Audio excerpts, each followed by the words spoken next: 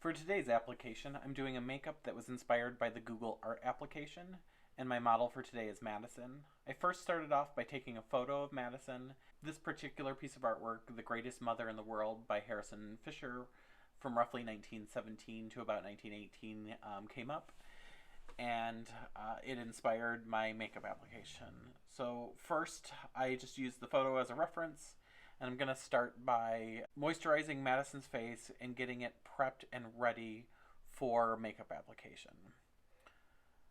So depending on your skin or skin type, Madison was just a little drier when we filmed, so I just use a layer of moisturizer just to even out her skin tone and get it prepped and ready for a makeup application.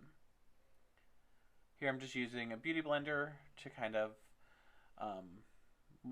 to spread that moisturizer over the face. And now I'm applying a light white foundation to the skin. Here I'm utilizing the photo reference to give me my clues as to the appearance. So here, my attempt to do is to recreate a little bit of the image in Madison's face. So I'm looking at what was the artist actually is inspiring me and looking at some of those tones and qualities. So that's giving me my reference as far as my color palette is concerned and the approach to my methodology for application. And here you can see that I'm actually putting a little bit of the product into Madison's ears.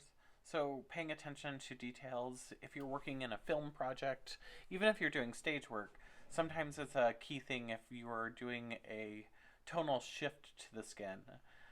You may need to make sure that you're addressing all areas of the skin. So down the neck, make sure you're blending well into hairlines and also onto the surface of the ear. You don't necessarily need to get into the ear itself because then it makes cleanup an awful lot of fun, depending on, of course, the look that you're doing. But those attention to details are going to help sell your makeup applications. Now I'm just taking a powder puff that's been charged with powder. This is a pigment-free powder just to set the makeup in place. Here I'm not trying to add any additional pigment to my white. I'm still wanting the skin to work and shine through. So I'm just using a unpigmented powder to set the face. Using my powder brush to dust off any excess powder. Now I'm just going in with an eye pencil to give a liner look to the eye. And I'm doing a constant reference to my photo image to give me my inspiration as far as the shape and contour of the line to follow along the eye. Now I'm asking Maddison to just look up, and I'm applying my eyeliner right to the lash line of Madison's eye. And it is rolling a little into that water line, so really tight onto the lashes themselves. And just slightly rolling into the water line, but not a dense, harsh line. And then I'm just taking the smudging tip to this particular eye pencil and just kind of smoking out or smudging my eyeshadow. This could be done with an angle brush as well if you don't have a eye pencil that has a smudging tip. I'm doing that same technique underneath the eyes just to give me that nice smoky appearance to my liner. And now I'm just grabbing a gray tone shadow and I'm referencing the photo for the aspects of light to represent and come through in my application.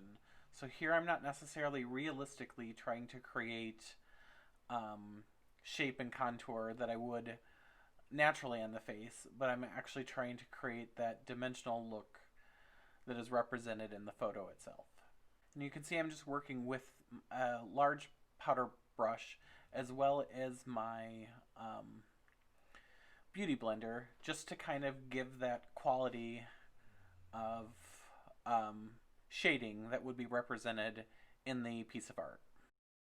And here I'm just switching between a large poof brush and a large soft shadow brush, just to represent the line, the difference between line and just contour shape in general. And here I'm just taking an angle brush to start to line and define the shape of the brows. And here I'm just adding a touch of pink blush to the cheeks. And here I'm just taking a little bit of an angle brush to enhance the contours and the shape of the nose. And I'm just grabbing a frosty pink lip color and applying lipstick across the lips themselves. And I'm adding just a little bit of gloss to my lipstick to give a little bit more iridescence and shine to spots. Taking my lip liner with a little bit of that gray shadow to give definition to the bottom of the lip as indicated in the painting. And I'm adding just a little bit of breakup color to darken the lips a little bit where the actual lips meet themselves. Here I'm taking some lines and doing an artistic blur along the nose to give a painterly quality to the face. Adding a little bit of highlight to the tip of the nose and up through the bridge. Just utilizing my ring finger to blend out the product. Also taking a powder puff to pull off any extra. Here just going back with my blush brush just to dust off any free range product off the face. Adding a brow highlight and a highlight into the lid of the eye. Repeating the same process on this side. Just adding a little bit of brow highlight and highlight to the lid. Now we have our completed look for Maddison's Google-inspired makeup. I hope you learned something with me today, and remember, if you believe it's possible, you can make it possible.